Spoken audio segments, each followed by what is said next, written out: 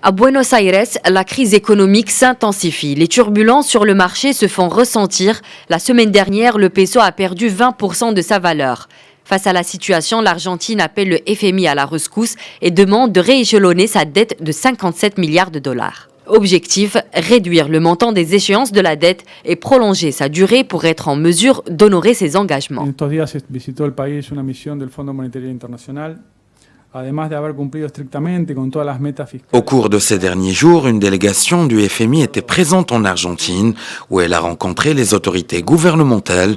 Le pays a respecté tous les objectifs budgétaires et monétaires de l'accord en cours. Lors de cette rencontre, le gouvernement argentin a fait part d'une proposition qui se base sur les suggestions des membres de l'opposition. Cette proposition est destinée à ouvrir les négociations pour modifier les échéances de la dette. Los vencimientos de deuda con ese organismo internacional. Une dette dont les premiers remboursements sont prévus en 2021. Les Argentins de leur côté se disent fatigués et c'est par centaines qu'ils sont descendus mercredi dans les rues de la capitale pour crier leur mécontentement.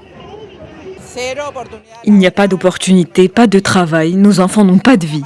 Certains sont déjà diplômés mais parce qu'ils vivent ici, ils ne sont recrutés nulle part. Nous sommes conscients de ce qu'il se passe et il n'y a aucune solution pour le moment, alors on essaie de tenir le coup parce qu'on ne veut pas que tout s'effondre comme c'est déjà arrivé en 2001. En 2001, l'Argentine s'était retrouvée dos au mur. Incapable de faire face à ces échéances de remboursement, le pays a traversé une grave crise économique et sociale qui aujourd'hui encore continue de traumatiser les Argentins.